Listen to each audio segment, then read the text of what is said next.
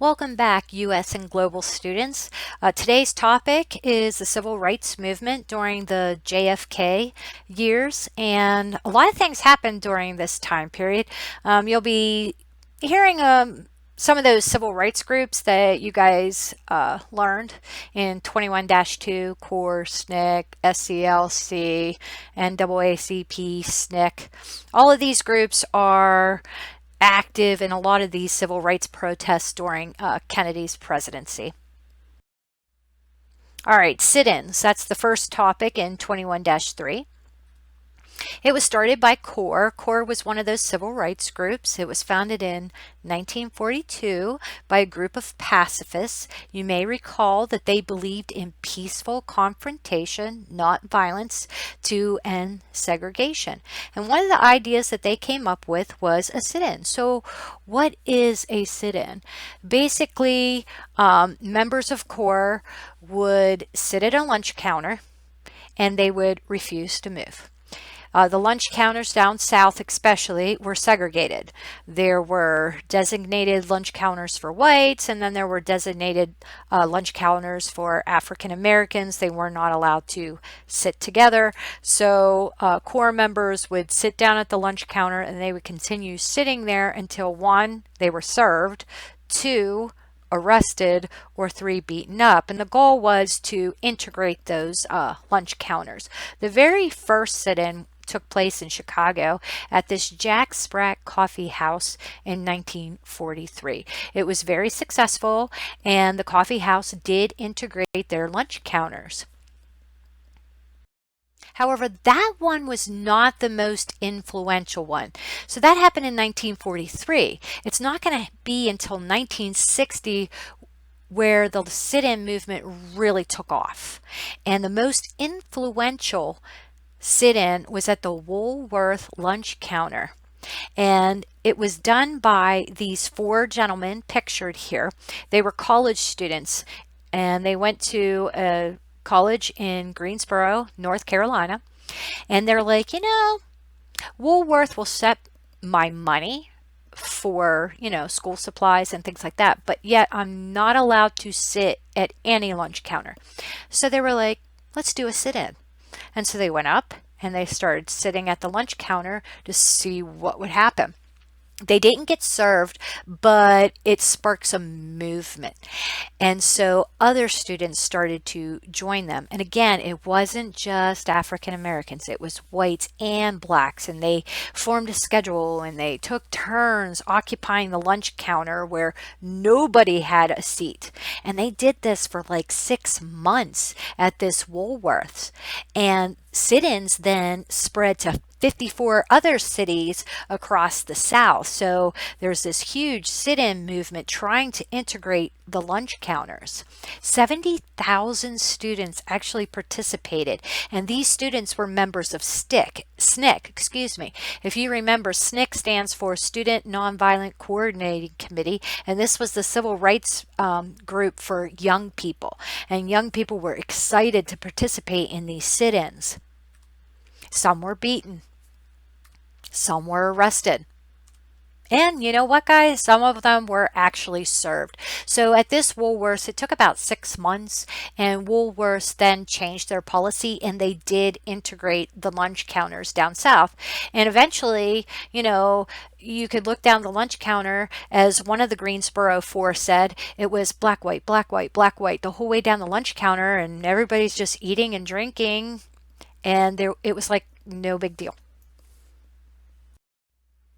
All right, now the next topic is the Freedom Rides, and this is very important. Make sure that you know this Supreme Court ruling, Boynton versus Virginia.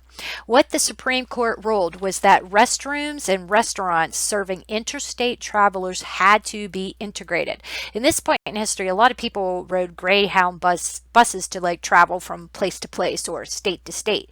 And so Greyhound would have rest stops that had waiting rooms, restrooms, restaurants, and they had to be integrated according to the Supreme Court ruling Boynton versus Virginia. So then the Freedom Rides was thought up by CORE and SNCC. So there's two civil rights groups that you guys already know about. This happened in 1961, and they're like, you know what? Let's see if the South complies with Boynton versus Virginia.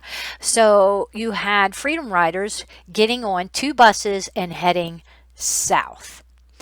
I want to stress again, the Freedom Riders were mixed. They were interracial. It just was not blacks. It was whites and blacks working together in the two civil rights groups, CORE and SNCC. Your textbook does tell you about violence in Anniston, Alabama.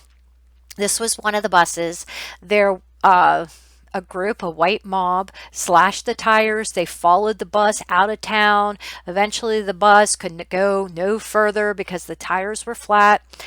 The white mob threw in a firebomb. They held the doors shut. Thankfully, everyone that was on the bus were able to get out of the bus, and once they got out of the bus, the white mob started to beat them. James Farmer, if you remember, he was the leader of CORE. He's the one that made CORE into a national organization, and he knew that there was going to be resistance down south. He just didn't realize how violent the white mobs were going to be down south, and he wanted to call it off. He didn't feel that it was worth people's lives, but it was the SNCC members, the young people, that pushed and said, no, we got to keep going. You know, we have a message and we want integration. We need to continue. So the buses did continue. The next city was Birmingham, Alabama. And here is a picture of John Lewis. And that's his seatmate. Again, this is an interracial movement, guys. It was not just African Americans, but those two were waiting in a whites-only waiting room in Birmingham, Alabama, and a white mob came up and started beating the crap out of all of the Freedom Riders. And actually, John Lewis, he got hit in the head and he had stitches in his head, but he said he didn't get it as bad as his white seatmate. You see the guy, he has his hand in his mouth. He actually is pulling his teeth out because that's how bad he got beaten. He was seen as a traitor from the white mob in Birmingham, Alabama. And then that is a picture of him in the hospital. But this doesn't stop the Freedom Riders. There's just more people that join and take their place. The next stop, Jackson, Mississippi. And in Jackson, Mississippi, there wasn't any violence like Anniston or violence like in Birmingham, but they just arrested the Freedom Riders. And I have a picture of everyone's mug shot that got arrested. All these people were part of the Freedom Ride movement, and they all got arrested. And I like this picture because you can definitely see this is not just African Americans working towards civil rights. This is a very interracial movement. Because of the violence, Bobby Kennedy is the Attorney General. He is JFK's brother. And he's like, we have to do something about this. I mean, you know, there's violence. Look at what happened in Anniston. Look what happened in Birmingham. The federal government needs to do something. So Bobby Kennedy actually sends in federal marshals to escort the Freedom Riders for the rest of that summer. And Kennedy's like, President Kennedy, he's like, we got to do something more than just that. So he issues an executive order, and he issues an order that all interstate transportation, it doesn't matter if it's a bus, it doesn't matter if it's a train, it doesn't matter if it's a plane, all interstate transportation has to be integrated. The waiting rooms, the rest stops, the restaurants for all interstate travel also has to be integrated. So that ended that. So the Freedom Rides were successful, just like the sit-ins were successful. Didn't think I'd give you any basic civics knowledge, did ya? Well, Robert Kennedy was JFK's Attorney General. And the president does have a cabinet, just like President Trump. He has a cabinet, and if Joe Biden is sworn in as president, He is going to have a cabinet. So these are people who actually advise the president. So they give the president advice. Okay, these are some of the cabinet level positions. I do expect you to be able to name a few on future tests. So we have Secretary of Agriculture, Secretary of Defense, Secretary of Energy, Secretary of State, and Attorney General. We also have Secretary of Commerce, Secretary of Education, Secretary of Homeland Security, Secretary of Labor, and Secretary of Treasury, and the Vice President. The Vice President is also a cabinet level position. These are not all of the cabinet positions. These are the most well known, and I expect you to be able to list at least 5 on a test or a quiz. So make sure that you do include this in your notes.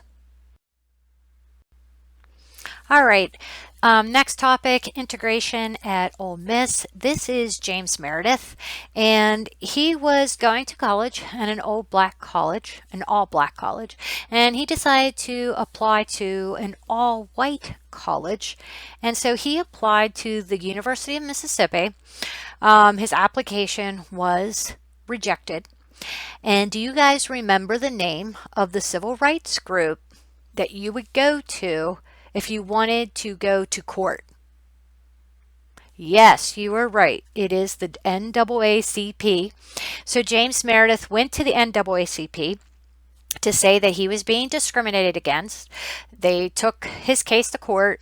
The judge ruled in Meredith's favor and said that he was allowed to attend Ole Miss. However, the governor of the state of Mississippi, Ross Barnett, he was like, no. Mr. Meredith is not attending the University of Mississippi, and he even personally blocked James Meredith from even entering the admissions building personally. He showed up himself.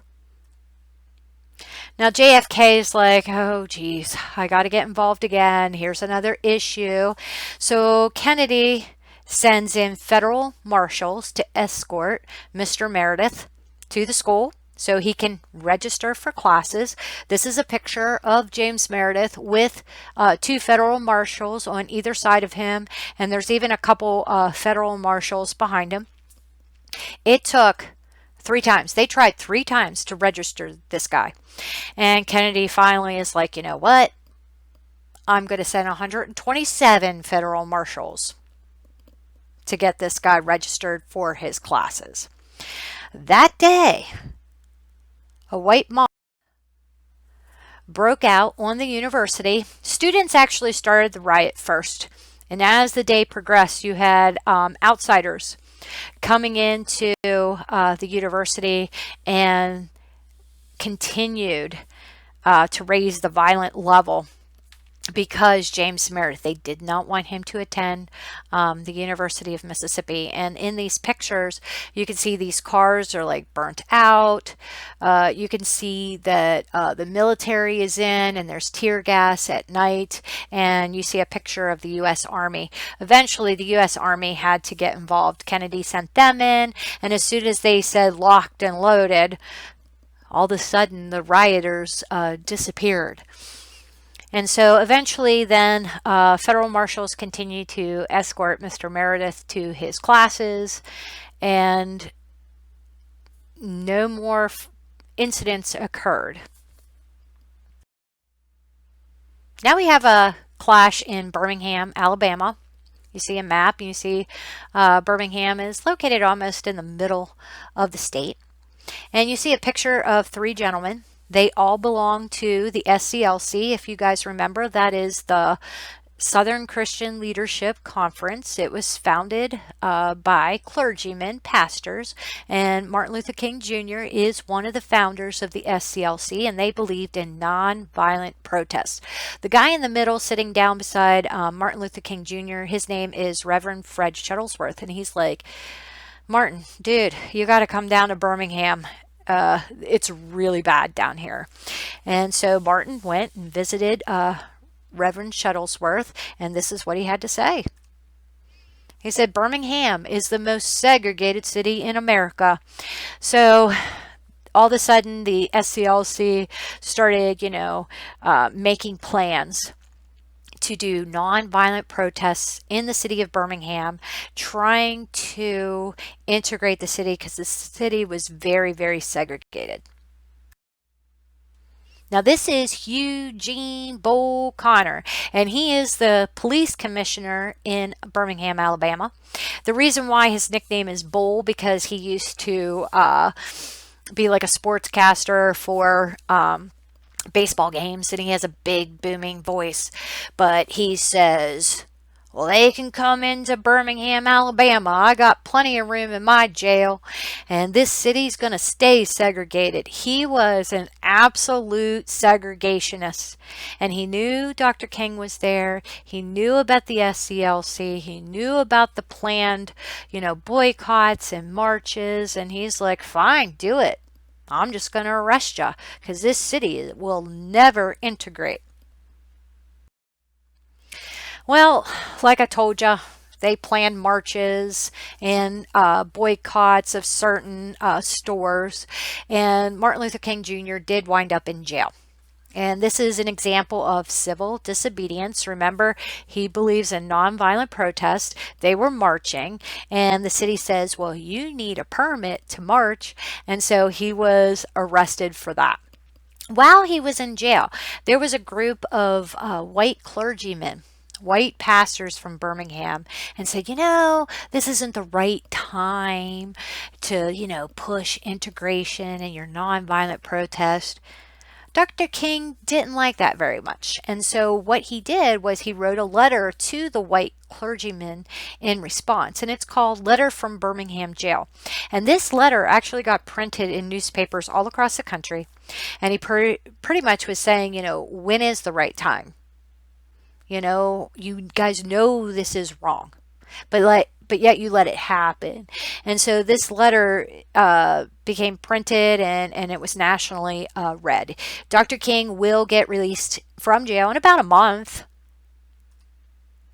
And he decides to try a new tactic. They're still doing nonviolent protests, but they decided to include very young people. And I'm not talking about your SNCC members. Those are like college students. I'm talking about 6-year-olds, middle schoolers, very little kids. And this is very controversial. Even though they believe in nonviolent protests, it doesn't necessarily mean that the segregationists believe in nonviolent protest. So here's a picture of some of the Birmingham children participating. So what happened is Eugene Bull Connor, he was willing to use any means necessary to keep his city segregated. So you can see in this picture and the following picture, he ordered the firemen and the police to use hoses to break up the protesters. They used dogs and billy clubs to beat up the protesters. Now remember, these protesters are not fighting back. They believe in nonviolent protests. It takes a lot of courage to not fight back. Bull Connor also arrested 900 young people. I think some of them were actually housed in like a gym at a school. So he didn't care. He was filling up the buses and he was putting them all in jail. Eventually, the news media is going to be taking pictures. I mean, how do you think we got those pictures, right? So this is going to be printed in newspapers. These images are going to be seen on TV. And eventually the protesters will win because Americans were just appalled. They could not believe what they were seeing and that people would go to those lengths to keep segregation. So nonviolent protest was very successful. You can see in the images there, you have, a little boy and girl going to school together. You see that the lunch counter is integrated. And in Birmingham, they actually formed an interracial committee to actually, integrate the city and resolve racial issues. One was desegregating public facilities like parks and libraries and movie theaters and restaurants, schools, and also practice fairer hiring practices.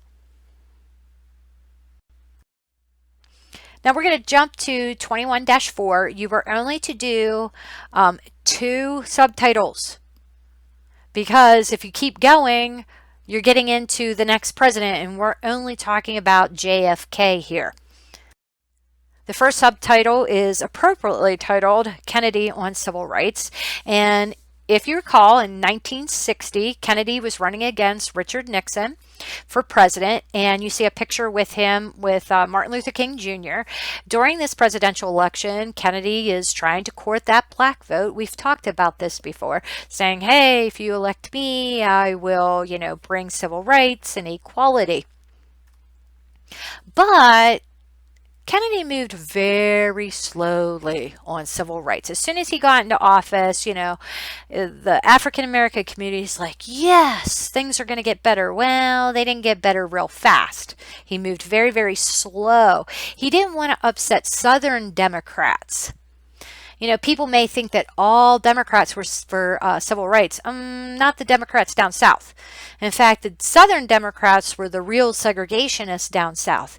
But Kennedy not only wanted civil rights, he also wanted, remember, improve the economy, speed up the space race, assist the poor. He needed Southern Democrats to help, pass that kind of legislation. And so he didn't want to upset them too much. So that's why he moved very, very slowly on civil rights. But, to make people happy, he did appoint Thurgood Marshall. If you guys remember him, he was the lawyer that was a member of the NAACP, and he's the guy who argued Brown versus the Board of Education of Topeka, Kansas. He argued that case in front of the Supreme Court. So he did appoint him into the federal circuit court system. So he will be the first African American to be in the federal circuit court system. So that was a good thing. But it wasn't fast enough. He wasn't fulfilling the promises that he gave black voters. Not until he saw a clash in Birmingham. When the president was informed what happened in Birmingham with the billy clubs and the fire hoses and the dogs and the young kids getting arrested, Kennedy's like, okay, I've had enough. I mean, you have to remember too, James Meredith sending the federal marshals in, the freedom rides, a lot of things are going on. And he's like, we need to introduce a stronger civil rights bill. So that's exactly what he did. He went to Congress and introduced the stronger civil rights bill that furthered school integration, integration of public places, integration of many things. So the SCLC, CORE, SNCC, they organize what's called the March on Washington. And here's a flyer for the March on Washington. And you might be wondering, why is Mrs. T showing us this?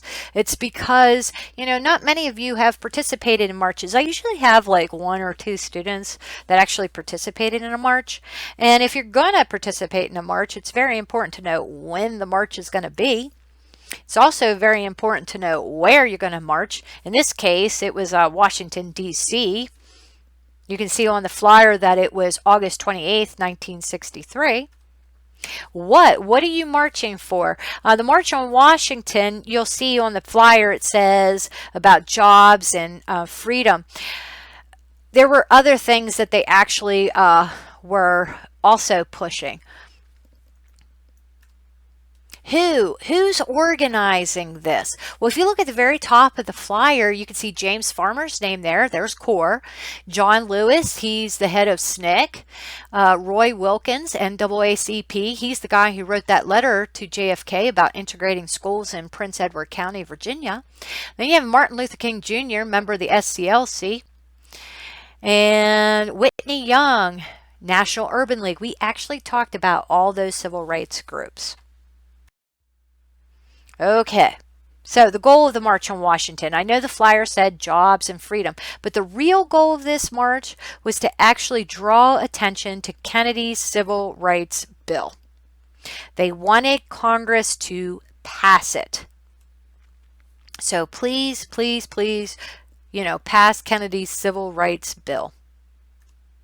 200,000 people actually showed up to this March on Washington. And this is a picture here. This is called the Mall in Washington, D.C. And you can just see that it is clearly packed. Martin Luther King Jr. gave his famous I Have a Dream speech where he says that he wanted all people to be judged by the content of their character, not the color of their skin. These are beliefs that we still hold today. But Congress, even though, you have 200 and some thousand people, I'm sure, it's being talked about by all the newspapers and news media, Congress refuses to act on it. And I guarantee it was those Southern Democrats that were definitely stalling this bill. They did not want to pass this bill. All right, guys, you have homework. You need to take Cornell notes on 22-3 and only these subtitles: the Bay of Pigs invasion, the Berlin crisis, the Cuban Missile Crisis, the Alliance for Progress, and the Peace Corps. Do not do the last subtitle because that has to do with a different president. Make sure you play this video to the end so your questions are counted.